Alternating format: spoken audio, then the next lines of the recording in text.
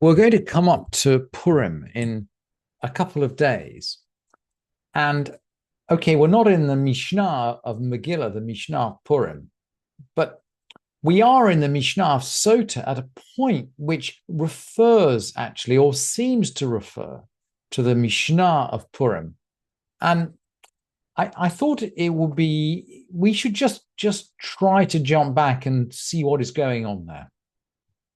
The Mishnah in Megillah, we're in the second chapter now, the second Mishnah of the second chapter. If someone read the Megillah with breaks or with naps, he's fulfilled his obligation. If he was copying it or explaining it or correcting it, if he directed his heart, if he intended to fulfill the mitzvah of reading Megillah, Yatzah, he's fulfilled his obligation. Lo Yatzah. If he was just copying it or explaining it for the sake of copying it or explaining it, he hasn't fulfilled the obligation of reading the Megillah on Purim.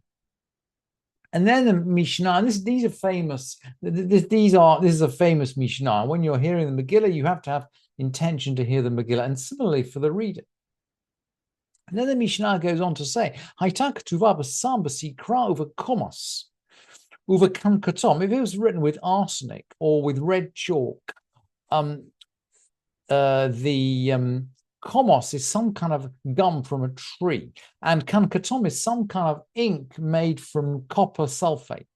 If he's written in any of those kinds of inks, if he's written on paper or on diphthera, is a kind of leather that's it's not been properly prepared like parchment for a Torah scroll. So it is leather, but it's not proper parchment.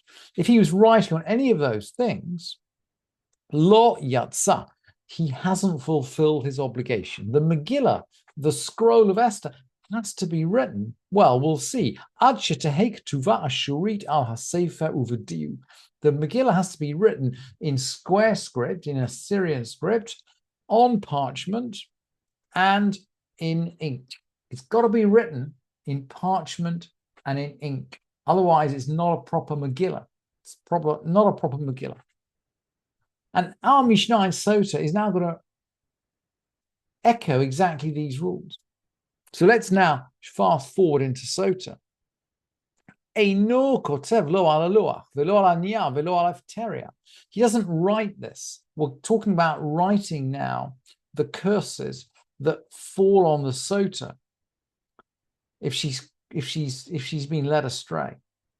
So the Kohen is going to write them out, and the Mishnah has explained to us, well, exactly which verses do we have to write out. But the Mishnah is now explaining, okay, how are they going to be written out? And we're not going to write them on a tablet and not on a niyar. Niyar is probably papyrus. I mean, we say paper today, but it's more like a papyrus type of thing in those days. Velo I'll have diphtheria, not on this diphtheria. Diphtheria is this unprepared leather. Eila va Megillah. It's got to be written on a scroll. Shenemar basefer, because the verses say he's going to write these verses on a book, on a sefer. It's got to be written in a book. Ve'eno kotev lo b'komos ve'lo but well, this Kaufman says, but kantos. Although other versions, by the way, say kan katom, just like our Mishnah in Megillah says it. And it seems to be, it's still this stuff that is made of sulfate of copper. He doesn't write with gum. He doesn't write with sulfate of copper. He doesn't write with anything that makes a scratching mark on the paper, because of course we want to blot this out, right? It's got to be dissolved. Eila badiu, he's got to write it out in ink. Shenemar umacha, because the text says umacha, and he will blot out.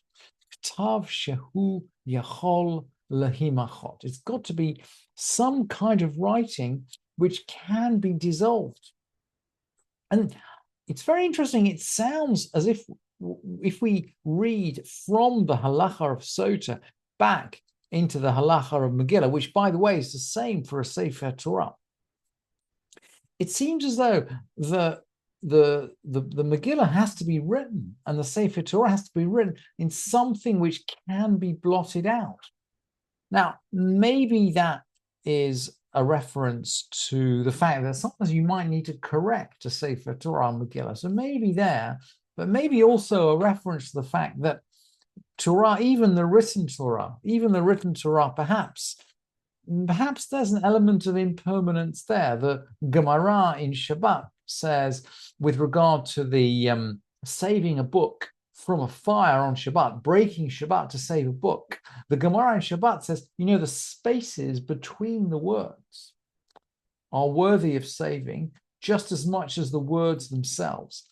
And the Gemara in Megillah, actually discussing this Mishnah, says you shouldn't tie the Sefer Torah you shouldn't tie the individual pages of the Sefer Torah too tightly together, because they might tear. If something is too tight, if something is too tightly tied, then if it suffers a shock, actually it will tear. So it's very interesting. The Mishnah in Sotah here seems to be saying, gosh, we need to write this out in something which can be blotted out, and it's the same for a Megillah and a Sefer Torah.